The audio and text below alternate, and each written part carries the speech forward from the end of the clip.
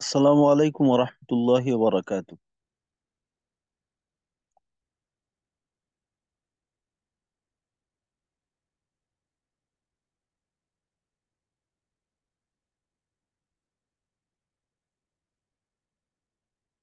ওয়ালাইকুম আসসালাম রহমতুল্লাহ বারাকাত। আচ্ছা, আব্দুর রহমান ভাই, আমি তো ওই আইডি থেকেই ঢুকলাম, বাকি হোস্ট দেখাচ্ছে না।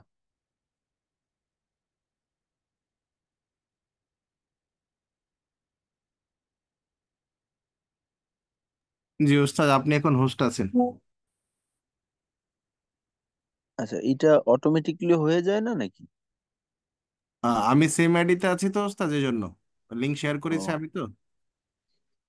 আচ্ছা।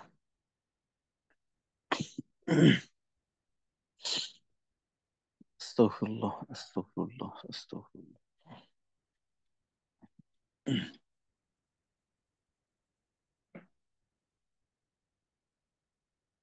আচ্ছা, আলহামদুলিল্লাহ। আমরা আহ, সবার সাথে মোটামুটি ভাবে পরিচিত হলাম। তো বেশিরভাগই দেখা যাচ্ছে যে পুরাতন সাথী। তা আসলে এই ব্যাচটা শুরু করার পিছনে এইটাও একটা উদ্দেশ্য ছিল, যে আসলে অনেক সাথী ভাইরা আছে যারা বিগত দিনে আমাদের সঙ্গে যুক্ত ছিলেন। তো তারা নতুন ভাবে যুক্ত হওয়ার কোনো সুযোগ আমরা তাদেরকে করে দিতে পারতেছি না। এইটাও একটা উদ্দেশ্যের ভিতরে ছিল। আর নতুন সাথী ভাইদের ব্যাপারেও ছিল, যেহেতু এই ব্যাচটা প্রস্তুতি স্বরূপ অনেক সাথী ভাইরা আছেন যে যারা আলহামদুলিল্লাহ কোরআন শরীফ মোটামুটি ভাবে পড়তে পারেন, বা অনেকে অনেক ভালোভাবেই পারেন।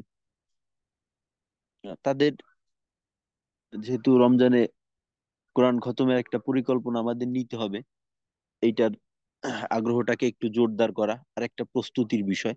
তো তাদের কথাও যেমন মাথায় ছিল, পুরাতন সাথী ভাইদের কথাও মাথায় ছিল। তো আলহামদুলিল্লাহ বেশিরভাগই পুরাতন সাথী ভাইরা আছেন, অন্তত এই 1 নাম্বার ব্যাচে।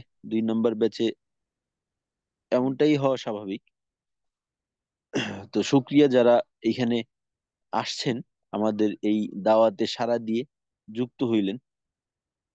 আল্লাহ রাব্বুল আলামিন আপনাদেরকে উত্তম প্রতিদান দান করুক। আপনারা সুযোগ ছিল, মুসলমানের একটা হক আদায় করছেন আর কি। হ্যাঁ, মুসলমানের হক, কয়েকটা হক আছে। এর ভিতরে একটা হলো যে দাওয়াত কবুল করা। তো আলহামদুলিল্লাহ আপনারা এই আহ, আমলটা করছেন। তো প্রতিদানের আশা করা যাইতে পারে। আর এখন সবচেয়ে বড় কথা হলো, আল্লাহ রাব্বুল আলামিনের দেওয়া নিয়ামত গুলির ভিতরে অত্যন্ত বড় একটা নিয়ামত হলো যে সময়। এই সময়ের সঠিক ব্যবহার করতে পারা, আমাদের সৃষ্টির উদ্দেশ্যের সঙ্গে উদ্দেশ্যের পক্ষে এই সময়টাকে ব্যয় করা। তো আমরা জানি যে আমাদের উদ্দেশ্য কি আমাদের সৃষ্টির। ওমা খালাকতুল জিন্না ওয়াল ইনসা ইল্লা লিয়াবুদুন। আল্লাহ রাব্বুল আলামিন আমাদেরকে সৃষ্টি করেছেন আল্লাহ রাব্বুল আলামিনের ইতাআত করার জন্য, আনুগত্য করার জন্য। তো এইটা সব ক্ষেত্রে, দুনিয়াবি কাজের ক্ষেত্রে আমরা অনেকে মনে করি যে নামাজ, রোজা, হজ, জাকাত শুধুমাত্র এইটার মাঝেই এবাদত সীমাবদ্ধ। আসলে বিষয়টা কিন্তু এমনটা না। এর একটা কারণও আছে অবশ্য। কারণ হলো আহ, আমরা সবসময় দুনিয়ার ভিতরে লিপ্তই থাকি। বেশিরভাগের ক্ষেত্রেই যেটা হয়, যে দুনিয়ায় নিয়ে লিপ্ত থাকি, দুনিয়া নিয়ে ব্যস্ত থাকি। তো এর থেকে পৃথক করার জন্য আমাদেরকে বারবার যে সমস্ত বিষয়টা ছুটে যায়, এইটাকে স্মরণ করে দিতে দিতে এই বড় একটা অংশকে বাদ দিয়ে দেওয়া হয়েছে। আমরা যে দুনিয়াবি কাজবাজ করি, এইটাও কিন্তু আল্লাহর এতাআতের মাঝে সামিল করে নেওয়া যায়। কারণ একটা লোকের পক্ষে, একটা মানুষের পক্ষে শুধুমাত্র নামাজ, রোজা, হজ, জাকাত এগুলো করা সম্ভব না, যদি কিনা তার দুনিয়া না থাকে। এটা কেমন যে আমি যে নামাজ পড়বো, আমার তো শারীরিক সক্ষমতার প্রয়োজন আছে, আমাকে সুস্থ থাকতে হবে। সুস্থ থাকার জন্য আমাকে খাবার খাইতে হবে। খাবার খাওয়ার জন্য তো আমার অর্থ সম্পদের প্রয়োজন আছে। আমি নামাজ পড়বো, আমার সতর ঢাকতে হবে। তো সতর ঢাকার জন্য কাপড় কেনার প্রয়োজন আছে। আমি হজ করব, আমার টাকার প্রয়োজন আছে। জাকাত দিতে হবে, এটা একটা ইবাদত, জাকাত দেওয়া। তো টাকা থাকলেই না জাকাত দেবে। এখন যদি টাকা উপার্জনটা বৈধ না হয়, তাহলে জাকাত দিবে কিভাবে? তো অর্থ উপার্জন করা, অর্থাৎ দুনিয়া, জীবনে জীবনে চলার জন্য যতটুক প্রয়োজন, এতটুক উপার্জন করা কিন্তু ফরজের একটা অন্তর্ভুক্ত। তলাবু রিজকিল হালাল ফারিদতুন বাদা কুল্লি ফারিদা। হালাল রিজিক তালাশ করা, এটা অন্যান্য ফরজের পর একটা ফরজ। তো এইখানেও আল্লাহ রাব্বুল আলামিনের পছন্দের অপছন্দের উভয় দিকই আছে। হালাল দিক, এটা হলো আল্লাহর পছন্দের। আমি যদি এই কাজগুলা করার সময় নিয়ত রাখি, আর এই ক্ষেত্রে আল্লাহর বিধিবিধানটাকে মাথায় রেখে কাজ করি, তো এইটাও কিন্তু আমার এবাদতের মাঝে সামিল হবে এই কাজগুলা। হুম? তো প্রথমে যেখানে ছিলাম, যে সময়, আল্লাহ রাব্বুল আলমিনের অত্যন্ত গুরুত্বপূর্ণ একটা নিয়ামত, বা বলা যাইতে অনেক বড় একটা নিয়ামত হলো সময়। তো আল্লাহ রাব্বুল আলমিন আমাদেরকে এখন পর্যন্ত সময় দিছে। এখন আমরা জীবিত আছি, এখন পর্যন্ত সময় পেয়ে আসছি। সামনে একটা সেকেন্ড পাবো কি না, এটা আমরা বলতে পারি না, এটা অনিশ্চয়তার মাঝে আছে। এটা আল্লাহই ভালো জানেন। তো এই সময়ের প্রত্যেকটা মুহূর্তকে হিসাব করে ব্যবহার করা। তো ইনশাল্লাহ আমরা যে উদ্দেশ্য নিয়ে এইখানে যুক্ত হইলাম, তো এইটা আমাদের সৃষ্টির যে উদ্দেশ্যের সঙ্গে সামঞ্জস্যপূর্ণ। কারণ এখান থেকে যে বিষয়গুলা শিখবো, এইটা শিখে আমরা এমন কাজে ব্যবহার করব, যেটা আল্লাহ রাব্বুল আলমিনের আমাদের সৃষ্টি শুরুতেই চাইছেন যে আমাদের দ্বারা এমনটা হোক, আমরা এমনটা করি। তো প্রথমত হলো যে আমাদের শুকরিয়া আদায় করতে হবে, যে আল্লাহ রাব্বুল আলমিন এমন একটা মাধ্যমের সঙ্গে যুক্ত হইতে পারার তৌফিক দান করছেন। আলহামদুলিল্লাহ, শুকরিয়া। আল্লাহ না চাইলে, এই সুযোগটা আল্লাহ না দিলে আমাদের পক্ষে সম্ভব ছিল না এটা করার। দ্বিতীয়ত, এই বিষয়টা যেন আহ, ভালো মতো শেষ করতে পারি এবং এর দ্বারা উপকৃত হইতে পারি, এর জন্য আল্লাহর কাছে চাওয়া এবং দোয়া করা, যে আল্লাহ, আমাকে ভালোবেসে এখানে আপনি নিয়ে আসছেন, তো এখান থেকে আমাকে বঞ্চিত করবেন না। একটা ভালো জিনিস পাওয়ার পরেও এর দ্বারা উপকৃত না হইতে পারা, এটা একটা হতভাগ্যের লক্ষণ। একটা লোকের কাছে খাবার নেই, সে ক্ষুধার্ত থাকতেই পারে, কিন্তু খাবার আছে, খাওয়ার সুযোগ আছে, তারপরেও সে ক্ষুধার্ত। এটা তো অস্বাভাবিক একটা বিষয়। তো আমাদের প্রয়োজন আছে, আমাদের প্রয়োজন মিটানোর রসদও আছে, কিন্তু আমরা প্রয়োজন মিটাইলাম না। এটা একটু কেমন হয়ে গেল। তো আল্লাহ আমাদেরকে আপনি বঞ্চিত করবেন না। তো আল্লাহর কাছে দোয়া করা, কারণ শুধুমাত্র যদি আমরা চেষ্টার উপর নির্ভর করি, চেষ্টা অবশ্যই প্রয়োজন, পরিশ্রম অবশ্যই প্রয়োজন, এর আগে দরকার হলো দোয়া। দোয়া ছাড়া একটা আল্লামা ইকবালের একটা কবিতা আছে, ওইখানে বিষয়টা হলো এমন, যে দোয়াকে ভুলে গেছি দাওয়া পেয়ে। আসলে দাওয়া কোনো কাজই করতে পারে না দোয়া ছাড়া। তো আমাদের চেষ্টা এটা কোনো ফল দিতে পারে না আল্লাহ যদি না চায়। তো আগে আল্লাহর থেকে চেয়ে নেব, এবং আল্লাহ যে প্রক্রিয়া রাখছে ওই প্রক্রিয়ার মাধ্যমে এটা বাস্তবায়নের চেষ্টা করব। তো দোয়া করতে হবে এবং আমাদের সর্বোচ্চ চেষ্টাটা করতে হবে। আর এই চেষ্টাটা আমাদের দুনিয়াতে আত্মতৃপ্তি দেবে, আত্মিক ভালো লাগা দেবে, আত্মিক শান্তি দেবে। আর আখেরাতে ইনশাল্লাহ এটার মাধ্যমে আমরা যা পাবো সেটা আমাদের কল্পনার বাহিরে থাকবে ইনশাল্লাহ। হুম? মানুষের মৃত্যুর পর সবচেয়ে বড় পাওয়া কি? সব হিসাব নিকাশ মিটানোর পর জান্নাতে চলে যাওয়া।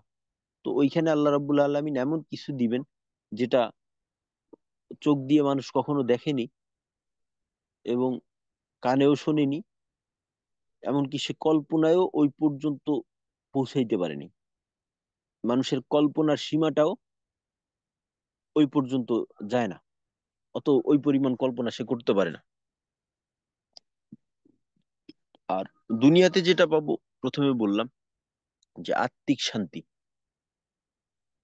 এইটা আসলে ওই ব্যক্তিই বুঝবে যে ভোর রাতে মানুষ যখন পুরা এলাকা যখন ঘুমন্ত, ওই সময় উঠে অজু করে 4 রাকাত নামাজ পড়ার পর একটু তিলাওয়াত করলে যে কি শান্তি পাওয়া যায়, যার অন্তর ফ্রেশ, রুচি বোধ ঠিক, ওই ব্যক্তিই বুঝবে।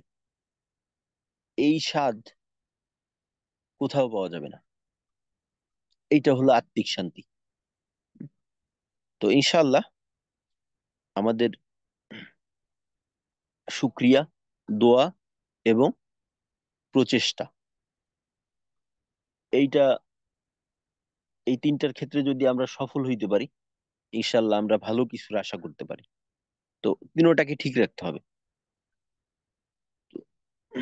আজকে আমরা তিনটা বিষয় নিয়ে আলোচনা করার চেষ্টা করব। যেহেতু আমাদের এই ব্যাচটা হলো কোরআন রিলেটেড, আমরা কোরআন তেলাওয়াতের নিয়ম কানুন গুলো একটু জানার চেষ্টা করব, যাতে করে সহি শুদ্ধভাবে কোরআন তেলাওয়াত করতে পারি। তো শুরুতে আমরা একটু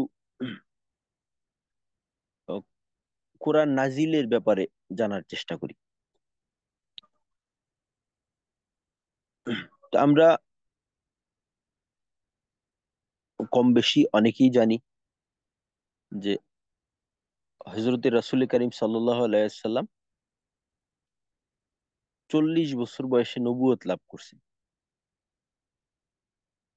তখন যদি আমরা ধরি, খ্রিস্টাব্দ ধরি, আহ, সেটা হলো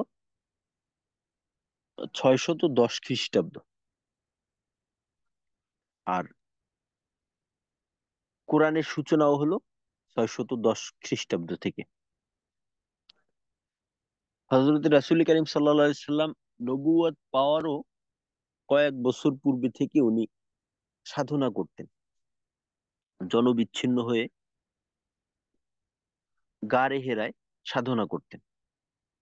তো ওইখানে আমরা জানি যে আল্লাহ রসুলের যুগটাকে বলা হয়, প্রথম যুগটাকে বলা হয় আইয়ামে জাহিলিয়াত।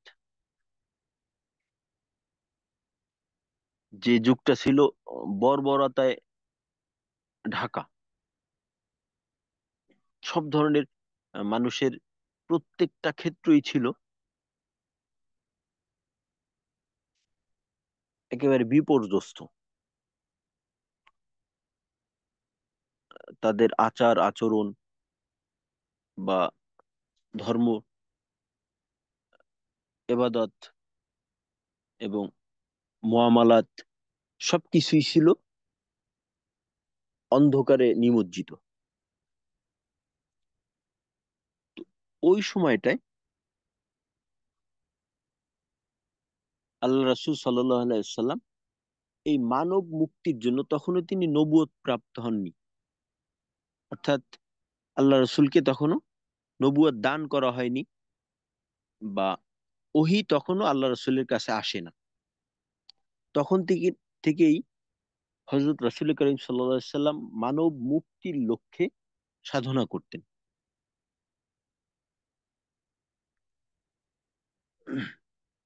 তো এই সাধনার জন্য উনি গারে হেরায় যেতেন।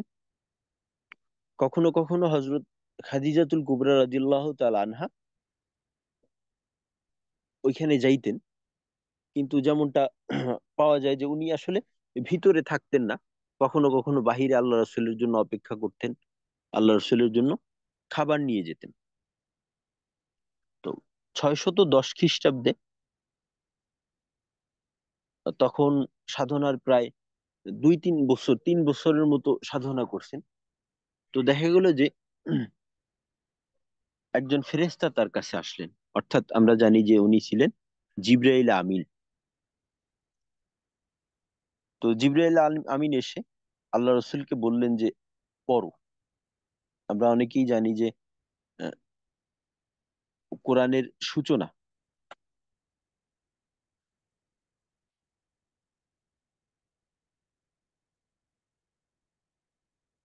কোরআনের সূচনা অর্থাৎ কোরআন নাজিলের শুরুর যে আয়াতটা, সেটা হলো ইকরা, একেবারে ইকরা অর্থাৎ পড়ো। তো তখন রাসূল করিম সাল্লাল্লাহু আলাইহি সাল্লাম বললেন যে আমি তো পড়তে পারি না।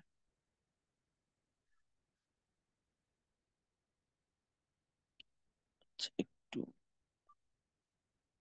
কোরআন নাজিলের ইতিহাস আমাদের আলোচনার টপিক। আমি এটা একটু লিখে দেওয়ার চেষ্টা করি বোঝার সুবিধার্থে। কোরআন নাজিলের ইতিহাস।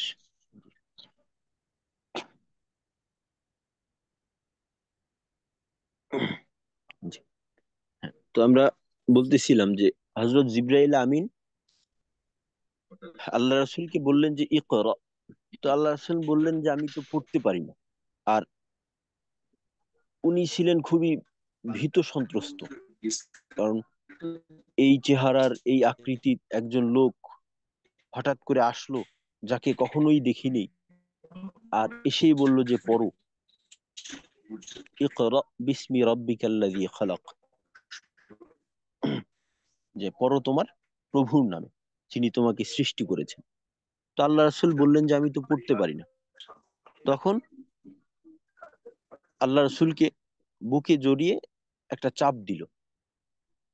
তো এইভাবে দুই একবার করার পর তখন আল্লাহ রসুলকে কাছে ওহী নাজিল হইল, ইকরা বিসমি রাব্বিকাল্লাযী খালাক, খালাকাল ইনসানা মিন আলাক, যিনি মানুষকে সৃষ্টি করেছেন একটা রক্তপিণ্ড থেকে। ইকরা ওয়া রাব্বুকা আকরাম।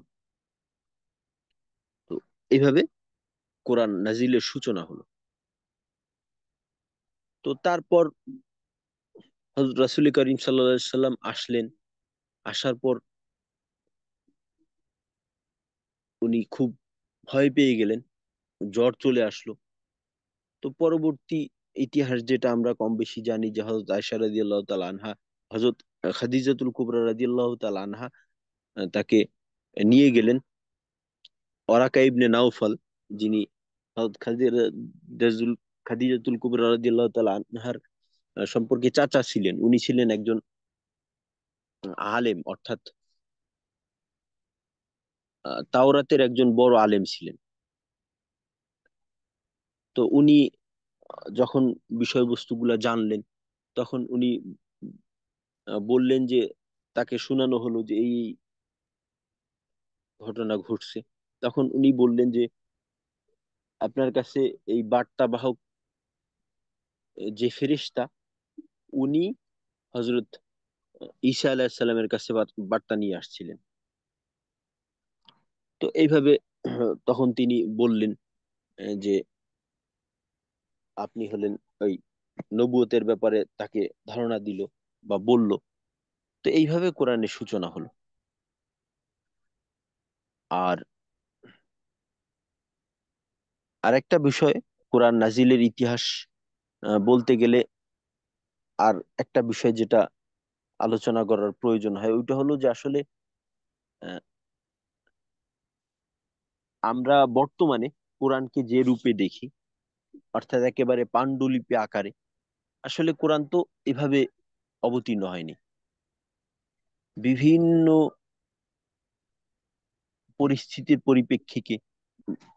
পরিপ্রেক্ষিতে দেখা যায় যে বিভিন্ন প্রয়োজনে মানুষ একটা আহ, সমস্যার সম্মুখীন হয়েছে, একটা দুইটা আয়াত নাজিল হইলো, বা বেশি নাজিল হইলো, বা একটা আয়াতই নাজিল হইলো। তো এইভাবে আস্তে আস্তে আস্তে আস্তে করে নবুয়তের শুরু থেকে একেবারে শেষ পর্যন্ত দীর্ঘ 2 দশকের অধিক সময় ধরে কোরআন আস্তে আস্তে এইভাবে অবতীর্ণ হয়েছে। এমনকি হযরত রাসূল করিম সাল্লাল্লাহু আলাইহি সাল্লামের যুগেও কোরআন এভাবে আহ, পান্ডুলিপি আকারে ছিল না। অনেক হাফেজ ছিলেন, আর বিচ্ছিন্নভাবে অনেকের কাছে অনেক সূরা বা অনেক আয়াত এইভাবে লিপিবদ্ধ ছিল। তো এইভাবে হযরত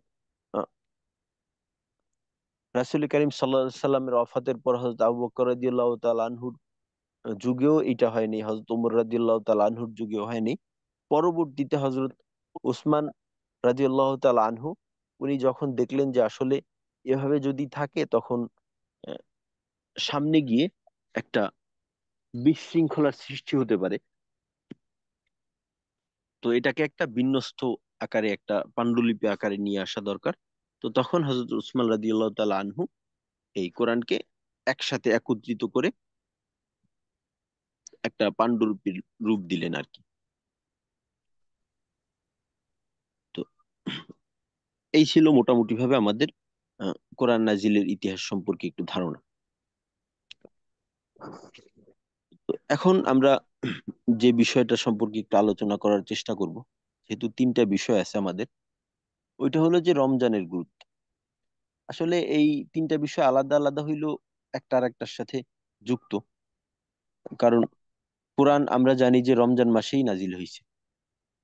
আর কোরআন এমন, এটা যে জিনিসের সংস্পর্শে আসে ওইটাই শ্রেষ্ঠ হয়ে যায়। যে উম্মতের জন্য কোরআন, এই উম্মত শ্রেষ্ঠ উম্মত। যে নবীকে এই কোরআন দেওয়া হয়েছে, এই নবী শ্রেষ্ঠ নবী। যে মাসে এই কোরআন অবতীর্ণ হয়েছে এটা শ্রেষ্ঠ মাস। যে দিনে কোরআন অবতীর্ণ হয়েছে এটা শ্রেষ্ঠ দিন, হুম, লাইলাতুল কদর। তো রমজান হলো কোরআন নাজিলের মাস, কোরআনের মাস বলতে পারি আমরা। আর আমরা জানি যে রমজান হলো 12টা মাসের মাঝে শ্রেষ্ঠ মাস।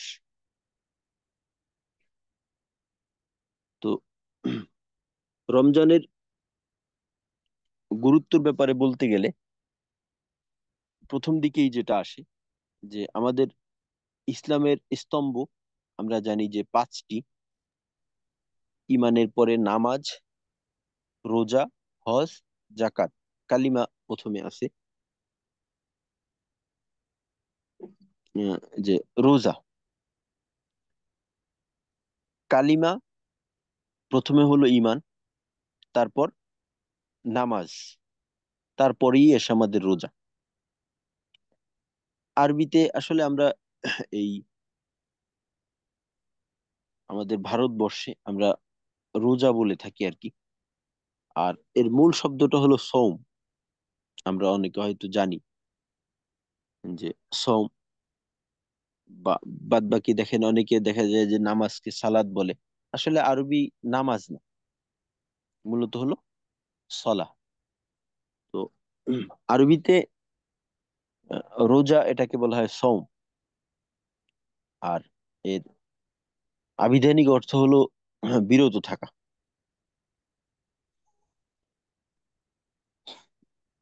তো রমজানের গুরুত্ব বলতে গেলে যেটা প্রথমেই আসে, যে রোজা হলো যে অত্যন্ত গুরুত্বপূর্ণ একটা ফরজ। কোরআন শরীফের মাঝে আল্লাহ রাব্বুল আলামিন বলেন যে ইয়া আইয়ুহাল্লাযীনা আমানু কুতিবা আলাইকুমুস সিয়াম কামা কুতিবা আলাল্লাযীনা মিন ক্বাবলিকুম লাআল্লাকুম তাত্তাকুন। তো রমজানের ক্ষেত্রে আর একটা বিশেষ বৈশিষ্ট্য হলো যে এই রোজা কিন্তু সিয়াম, এটা শুধুমাত্র আমাদের ধর্মের মাঝেই ছিল বিষয়টা এমন না, পূর্ববর্তী উম্মতের মাঝেও রোজার বিধানটা ছিল। পূর্ববর্তী কোন কোন উম্মতের মাঝে এই রোজার বিধানটা ছিল। তো এটা একটা গুরুত্ব বুঝায় যে এটা পূর্বেও ছিল, এখনো আছে। আর এইটাই আহ, আমরা জানি যে কোরআন হাদিসে যদি কোনো বিষয়কে নির্দেশ সূচক শব্দে বলা হয়, তো এটা ফরজ হওয়া বোঝায়। অন্য আয়াত আল্লাহ রাব্বুল আলামিন বলেন যে ফামান শাহিদা মিনকুমুশ শাহরা ফালিয়াসুম, যে যে ব্যক্তি রমজান মাস পেল, রোজার মাস পেল, সে যেন রোজা রাখে।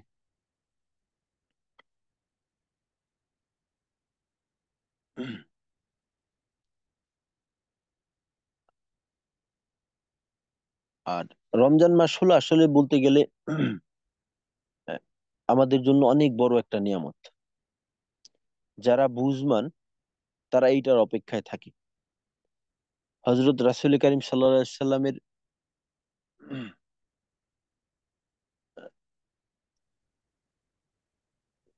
যে দোয়াগুলো পড়তেন, এটাকে হাদিসের মাধ্যমে যে দোয়াগুলা আমরা জানি, যে আমরা দেখা যায় যে ঘুমের দোয়া পড়ি, খাবার আগে দোয়া পড়ি, এগুলাকে বলা হয় মাসনুন দোয়া। তো রোজার 2 মাস আগ থেকে আল্লাহ রাসূল একটা মাসনুন একটা দোয়া পড়তেন। যারা আরবি মাস সম্পর্কে আমরা জানি যে রজব, শাবান, এরপর আসে রমজান, রমাদান। তো যখন রজব মাস আসতো, রজব মাসের চাঁদ দেখার পর থেকে আল্লাহ রাসূল বেশি বেশি একটা দোয়া পড়তেন, বেশি বেশি পড়তেন। দোয়াটা হলো এমন যে আল্লাহুম্মা বারিক লানা ফি রজব ওয়া শাবান ওয়া বাল্লিগনা রমাদান। আল্লাহ রাসূল ব্যাকুল হয়ে থাকতেন রমজান মাসের জন্য। এইটাই আসলে রমজানের গুরুত্ব বোঝানোর জন্য যথেষ্ট, যে পৃথিবীতে আল্লাহকে চেনার সবচেয়ে বেশি যে চিনে, তিনি হলেন আমাদের নবী হজরত মুহাম্মদ সাল্লাল্লাহু আলাইহি সাল্লাম। তো উনিই চিনবেন কোন বিষয়টা সবচেয়ে দামি। তো আল্লাহ রসুল এই রমজান মাসের জন্য ব্যাকুল হয়ে থাকতেন, এবং এই আশঙ্কা করতেন যে যদি এই রমজানটা আমি না পাই, যদি আমার হায়াত শেষ হয়ে যায়, তাহলে তো আমি রমজানটা পাবো না। তো এই জন্য আল্লাহ রসুল বেশি বেশি দোয়া করতেন, আল্লাহুম্মা বারিক লানা ফি রজব ওয়া শাবান ওয়া বাল্লিগনা রমাদান, যে আমাদেরকে রজব শাবান মাসে বরকত দান করুন এবং আমাদেরকে রমজান পর্যন্ত পৌঁছানোর তৌফিক দান করুন। আর রমজান মাসে যে বিষয়টা সবচেয়ে বেশি গুরুত্বপূর্ণ, ওইটা হলো রোজা রাখা।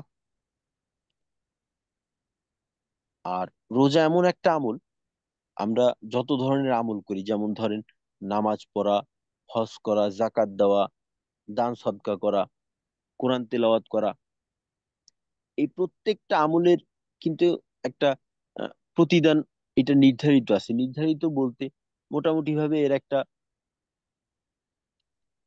সংখ্যা উল্লেখ আছে, যে একটা অক্ষর তেলাওয়াত করলাম, আমাকে কমপক্ষে 10টি নেকি দেওয়া হবে। এটাকে বৃদ্ধি করতে করতে 700 গুণ, 70 গুণ পর্যন্ত নিয়ে যাওয়া হইলো, বা আরো বেশি করা হইলো। তো এইভাবে একটা সংখ্যা পাওয়া যায়। কিন্তু রমজানের বিষয়টা আলাদা, রোজার বিষয়টা আলাদা। হাদিসে কুদসির মাঝে আছে, আল্লাহ রাব্বুল আলামিন বলেন যে আসিয়ামুলি ওয়া আনা আজিজি বিহি, যে রোজাটা হলো সম্পূর্ণরূপে আমার জন্য। রোজার এই যে আমলটা, এটা আল্লাহ রাব্বুল আলামিন সম্পূর্ণ নিজের করে নিয়েছেন, এটা সম্পূর্ণ আল্লাহর জন্য। যে একটা ব্যক্তি পিপাসা পিপাসা লাগে, ক্ষুধা লাগে, শারীরিক দুর্বলতা অনুভব করে, তারপরেও সে না খেয়ে আছে শুধুমাত্র আল্লাহর সন্তুষ্টির জন্য। সে চাইলে লুকিয়ে একটু পানি পান করে নিতে পারে, বা একটু খাবার খাইতে পারে, বা রোজা ভঙ্গকারী যে আমলগুলো আছে এটা করতে পারে, কিন্তু তারপরেও সে এটার থেকে বিরত থাকে সম্পূর্ণ আল্লাহর সন্তুষ্টি অর্জনের জন্য। তা আল্লাহ রাব্বুল আলামিন বলে যে এর প্রতিদান আমি ঘোষণা করলাম না, এর প্রতিদান আমি নিজে দেব, আমি নিজে দেব। আর আল্লাহ যদি কোনো বিষয়ের প্রতিদান নিজে দেন এবং নিজে দেওয়ার ঘোষণা করেন, তো এটা ওইখান থেকেই অনুমান করা যায় যে আসলে এর প্রতিদানটা কেমন হবে, রমজানের প্রতিদানটা কেমন হবে। অপর এক হাদিসের মাঝে উল্লেখ করা আছে, উল্লেখিত আছে যে দুইটা বিষয়ের কথা উল্লেখ করা হয়েছে, যে এই দুইটা বিষয় বান্দার জন্য সুপারিশ করবে। আলহামদুলিল্লাহ আমাদের এই কোর্সের সাথে যেটা সম্পৃক্ত সেটা হলো কোরআন, এবং দ্বিতীয়টা হলো রোজা। রোজাদারের জন্য রোজা, যে তেলাওয়াত করবে তেলাওয়াতকারীর জন্য কোরআন।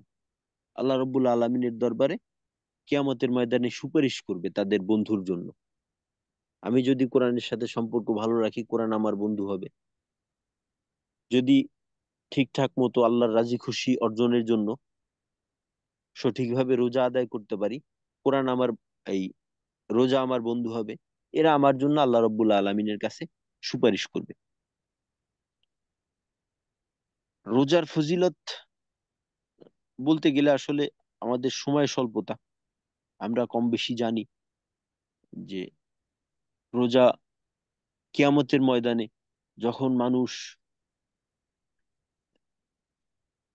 ভীত সন্ত্রস্ত থাকবে, রোজা তখন ঢাল হিসেবে তাকে সমস্ত বিপদ আপদ থেকে রক্ষা করবে। জাহান্নামের আগুন থেকে, আসিয়ামু জুন্নাতুম মিনান নার, ও রোজা দোজখ থেকে ঢাল স্বরূপ। ঢাল যেভাবে মানুষকে আক্রমণ থেকে বাঁচতে সাহায্য করে, এভাবে রোজাও আমাদেরকে জাহান্নাম থেকে বাঁচতে সাহায্য করবে। তো রোজা আমাদের জন্য খুবই গুরুত্বপূর্ণ একটা ইবাদত।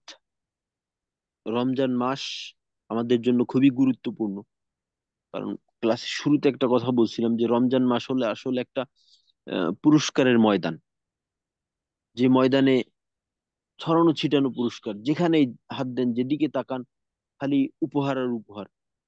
যে যত নিতে পারে কোনো নিষেধ নেই, আর নিয়ে শেষ করার কোনো সুযোগ নেই। আপনি যত নিতে পারবেন পুরোটাই আপনার। আর এমন না যে এই এক মাসের ভিতরে আপনি নিয়ে শেষ করতে পারবেন, শেষ করা সম্ভব না। প্রত্যেকটা ক্ষেত্রে আপনি একটা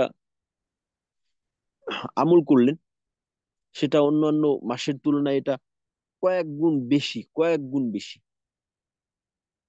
70 গুণ বেশি। আল্লাহ চাইলে এটা 700 গুণ হইতে পারে, এটা চাই আল্লাহ রব্বুল আলমী চাইলে আরো বেশি হইতে পারে। কম হওয়ার সুযোগ নেই, বেশি নিশ্চিত। হ্যাঁ? সুতরাং রমজান আমাদের জন্য খুবই গুরুত্বপূর্ণ। তো এই গুরুত্বটা বোঝার জন্য আমাদের যেটা দরকার, যে রমজানের ফজিলত সম্পর্কে জানা। তা আমরা এইটা ওয়াজ নাসিহাত শোনার মাধ্যমে, বই পড়ার মাধ্যমে আমরা এটা জানার চেষ্টা করব। আর পরবর্তীতে যে বিষয়টা আসলো যে কোরআন খতমের বিষয়টা রমজান মাসে, তো আমরা দেখা যায় যে সারা বছর অনেকে কোরআন শরীফ পড়িও না। তো কোরআন আল্লাহ রাব্বুল আলামিন আমাদেরকে ভালোবেসে দিচ্ছেন, এটা আল্লাহর পক্ষ থেকে আমাদের জন্য একটা চিঠি স্বরূপ। তো আল্লাহ আমাদেরকে ভালোবেসে একটা চিঠি দিল, অথচ আমরা এটা পড়লাম না। এটা একটা বেয়াদবি পর্যায়ে পড়ে যায়। তো এই জন্য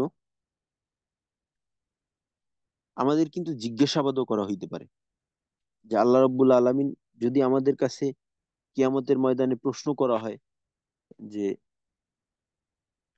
আমার পক্ষ থেকে তোমাদের কাছে আমি বার্তা দিছিলাম, তোমরা এই বার্তাটা আদৌ পড়ছো কিনা, তখন কিন্তু আমাদের উত্তর দেওয়ার কিছু থাকবে না। তো এই জন্য অন্তত প্রতি বছর একটা খতম দেওয়া, আর প্রতি বছর একটা খতম দেওয়ার জন্য সবচাইতে উপযোগী সময় হলো, সবচাইতে আহ, ভালো সময় হলো রমজান মাস। তো আমরা ইনশাল্লাহ এই রমজান মাসে অবশ্যই একটা কোরআন খতম দেব। আর কোরআন খতমের জন্য আমাদের প্রস্তুতি নিতে হবে, অর্থাৎ আমাদের তেলাওয়াতের মাঝে যদি দুর্বলতা থেকে থাকে এই দুর্বলতাটাকে কাটাই নিতে হবে।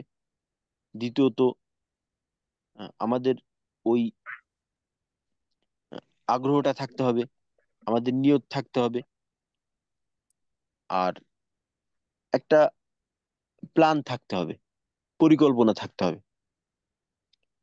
অনেক সময় দেখা যায় যে আমরা নিয়ত করি কিন্তু পরিকল্পনা সঠিক না থাকার কারণে আমরা ক্লান্ত হয়ে যাই। তো এই জন্য একটা প্ল্যানিং করা যে আমি একদিন কতটুক তেলাওয়াত করব, আমি 30 দিনে খতম দেবো না 20 দিনে খতম দেবো, এক খতম দেবো না দুই খতম দেবো। কমপক্ষে একটা খতম তো আমরা অবশ্যই দেবো। যদি দেখা যায় যে আমার যথেষ্ট সময় থাকে এবং আমার পড়ার গতিটা মোটামুটি ভাবে ভালো থাকে, তো দুই খতম দেওয়ার চেষ্টা করব। তা আমরা হয়তো অনেক আল্লাহর ওলিদের ঘটনা শুনছি যে ওনারা রমজানে 30 খতম দিছেন, কারো কারো ব্যাপারে শোনা যায় যে রমজানে 60 খতম দিছে, প্রতিদিন দুই খতম, যেটা আমাদের কাছে অবিশ্বাস্যর মতো। তো আমরা এক খতম তো অবশ্যই দেবো ইনশাল্লাহ, দুই খতম এর বেশি দেওয়ার চেষ্টা করব। আর প্রথমে একটা কথা বলছিলাম যে আমাদের চেষ্টা থাকবে প্রত্যেকটা মুহূর্ত যেন আমাদের পিছনের থেকে ভালো হয়। গত রমজানে যদি আমরা খতম না দিয়ে থাকি, তো এই রমজানে আমরা ইনশাল্লাহ অবশ্যই এক খতম দেবো। গত রমজানে যদি একটা খতম দিয়ে থাকি, এই রমজানে চেষ্টা করবো আর একটু বেশি করার, কম যেন না হয়। হুম? যেমন দেখা যায় যে দুনিয়ার ক্ষেত্রে মানুষ প্রতিনিয়তই ভালোর দিকে যাইতেছে। আমরা একেবারে শুরুতে দেখতাম যে বড় বড় এক একটা মোবাইল, যেটা সাদা কালার ছিল, তো এইটা আস্তে আস্তে উন্নত হইতে হইতে এখন একটা পর্যায়ে চলে আসছে, যেটা ওই পর্যায়ের থেকে কল্পনা করা যাইতো না যে ওই মোবাইলটা এমন হয়ে যাইতে পারে। তখন কল্পনাও করতে পারতাম না। এই ধরেন 10-15 বছর আগের এই এখন যেভাবে আছে আমাদের হাতে, এটা কল্পনাও করা যেত না, কল্পনাও করতো না কেউ। ঠিক আরো কয়েক বছর পর দেখা যাবে যে ওই মুহূর্তটাকে এখন আমরা কল্পনা করতে পারতেছি না, তখন এইটাকে হাস্যকর মনে হবে, যেটা এখন আমাদের পিছনটা মনে হয়। উম, তো আমাদের অবস্থাটাকেও ঠিক ওইভাবে আমরা আগাই নেওয়ার চেষ্টা করব। তো এই জন্য একটা প্ল্যানিং করা যে আমি প্রতিদিন কতটুক পড়বো এবং কখন পড়বো। তো এর জন্য একটা পারফেক্ট সময় বের করা আমার অবস্থা অনুযায়ী, আমার কাজ অনুযায়ী। তো এমনটা হইতে পারে যে ফজরের নামাজের পর, বা দেখা যায় যে যেহেতু আমাদের রমজান মাসে সেহরির জন্য উঠতে হয়, তখন তাহাজ্জুদের জন্য একটু আগে ভাগে উঠলাম, উঠে যদি পারি একটু পড়লাম। একটা নিয়ম মাফিক করা, নিয়ম মাফিক করলে হয় কি ওই কাজের মাঝে একটা আলাদা বরকত পাওয়া যায়। হুম?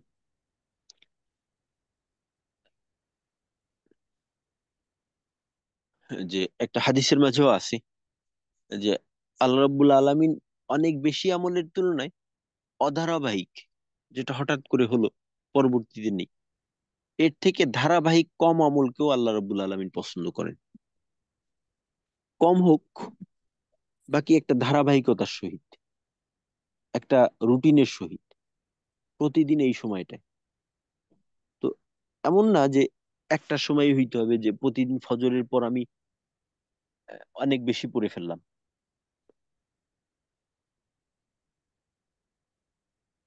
ফজরের পর আমি 5 পৃষ্ঠা পড়ি, জোহরের পর 5 পৃষ্ঠা পড়ি, আসরের পর 5 পৃষ্ঠা পড়ি, হ্যাঁ, তারপর মাগরিবের পরে এইভাবে পড়ি 5 পৃষ্ঠা। এইভাবে যদি আমরা একটা করে রাখি, তখন দেখা যাবে যে আমাদের পরিশ্রমটা কম যাবে। আবার খতমের ক্ষেত্রে আরেকটা বিষয় যেটা দেখা যায় যে শুরুর দিকে ঠিকঠাক মতো থাকলেও 2-1 দিন দেখা যায় যে একটু পিছনে পড়ে যাই। তো এইভাবে জমতে জমতে আগ্রহী হারাই ফেলাই। তো এই জন্য এমনটা যেন না হয়, এটার দিকে খেয়াল রাখা, যে একটা রুটিন করতে হবে, যে আমি প্রতিদিন অমুক সময় এতটুক পড়বো। তো ওইটাকে সামনে রেখে সবকিছুকে আমাদের পিছনে রাখতে হবে, ওইটাকেই আমাদের সামনে রাখতে হবে। কোনো ওজোর বা কোনো সমস্যাকে এইটার সামনে আসতে দেওয়া যাবে না। অন্য সব বিষয়গুলোকে সমস্যা মনে করতে হবে যদি এইটার সামনে চলে আসে। তো এইভাবে যদি ইনশাল্লাহ আমরা পরিকল্পনা করতে পারি, আমাদের জন্য এটা সহজ হয়ে যাবে আশা করি। তো ইনশাল্লাহ আমরা সবাই প্রস্তুতি নিতে থাকি, আর সফলতা আল্লাহ রাব্বুল আলামিন দোয়া, চেষ্টা, শুক্রিয়া এর মাধ্যমে দিয়ে দিবেন। তো আজকে আমাদের ক্লাস টাইম 1 ঘন্টার মতো, আজকে প্রথম দিন তো একটু বেশি হয়ে গেল, তা আমিও খেয়াল করতে পারিনি। তো এটা একটু ক্ষমা সুন্দর দৃষ্টিতে দেখবেন। ইনশাল্লাহ আগামীকালকে আমরা আমাদের আহ, পড়ার আলোচনা শুরু করব। আর আহ, প্রতিদিন এই যে লিঙ্কটা দেওয়া হয়েছে, প্রতিদিন কিন্তু আমাদের ক্লাস এই লিঙ্কের মাধ্যমেই হবে। তো এটা শেয়ার করে দেওয়ার চেষ্টা করব প্রতিদিনই। আর যদি শেয়ার করে দেওয়া নাও হয়, তাহলে আমাদের এটা তো আছেই, গ্রুপে এটা থাকবে, ইনশাল্লাহ ওইখান থেকে চলে আসবো। আর আরেকটা বিষয় হলো যে দেখা যায় যে আমাদের সময় তো অত বেশি না, 15 দিন, তো আজকে একদিন অলরেডি হয়েই গেল। তো এই 15টা দিন যেন আমরা ধারাবাহিকভাবে প্রত্যেকেই সময় মতো থাকি, দেরি হয়ে না যায়। কারণ আমাদের সময়টা কম, বাকি বেশি, সিলেবাসটা কিন্তু বেশি।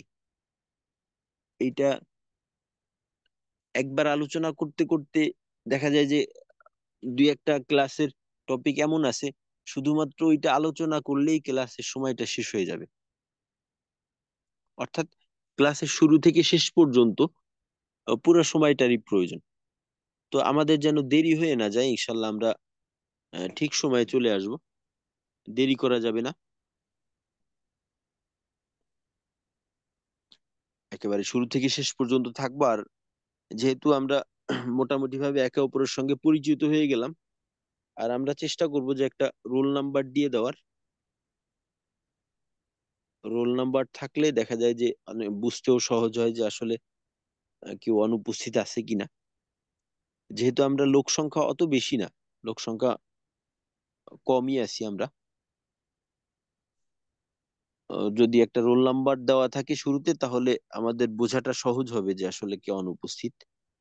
আর যদি কারো কোনো হাজত থাকে, কোনো প্রয়োজন থাকে, একান্ত প্রয়োজন, যে ক্লাসে উপস্থিত থাকতে পারবো না, তো ইনশাল্লাহ এমনটা যদি হয়, তাহলে কিন্তু আমাদের একটু অবগত করবেন, একটু জানাবেন। বিশেষ করে আমাকে একটু জানাই দিবেন যে আসলে আমি আসলে এই কারণে আজকে ক্লাসে উপস্থিত থাকতে পারবো না। আর যদি কোনো কারণে এমনটা হয়ে যায়, তখন দেখা যাবে যে আমাদের এই ক্লাসের রেকর্ডিংটা ইনশাল্লাহ আপলোড করে দিয়ে দেওয়া হবে, ওইখান থেকে দেখে নেবো আমরা। তো আজকে আমরা এখানেই তাহলে শেষ করি। তো ইনশাল্লাহ আগামীকালকে আবার কথা হবে। তো সবাই শেষের দোয়া পড়ি, মজলিস শেষের দোয়া। আস্তাগফিরুল্লাহ। জি। আসসালামু আলাইকুম ওয়া রাহমাতুল্লাহি ওয়া বারাকাতুহু। সুবহানাল্লাহি ওয়া বিহামদিহি, সুবহানাকাল্লাহুম্মা ওয়া বিহামদিকা, আশহাদু আল্লা ইলাহা ইল্লা আনতা, আস্তাগফিরুকা ওয়া আতুবু ইলাইক।